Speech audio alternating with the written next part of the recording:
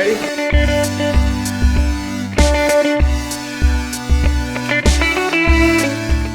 Hello, I'm Josh, Energy Manager at UC Davis Facilities, and I'm here for another installment of the Home Energy Edition of Trim the Waste. Today we're going to talk about solar PV, or solar photovoltaics, and how your home can produce power. This is a little sketch of the sun and how it's shining on your house, and how a solar PV panel can turn that sunlight into electricity. That's what photovoltaics do.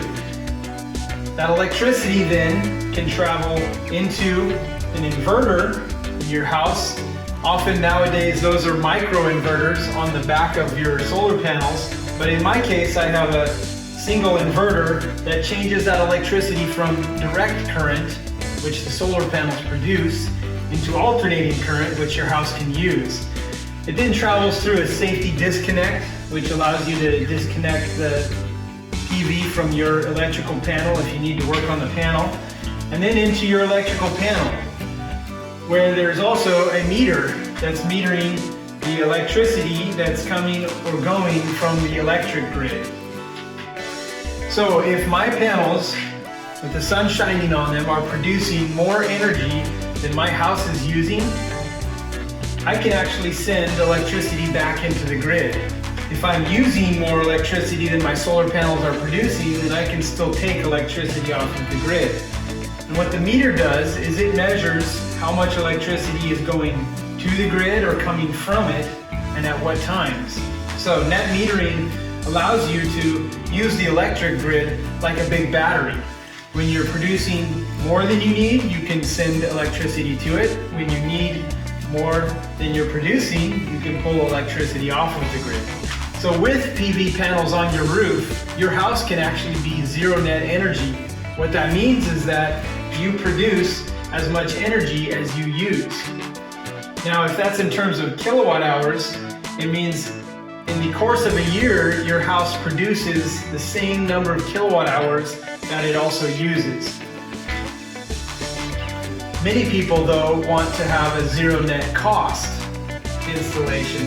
So that means that you're measuring dollars instead of just kilowatts, which means you may need to be sending more electricity to the grid than you're taking off of it, because often a utility won't pay you as much for the electricity you send into the grid than you have to pay for taking it out. That's why you have to think about what metric you want to use for a zero net energy house. Now let's go outside and take a look at the panels on my roof.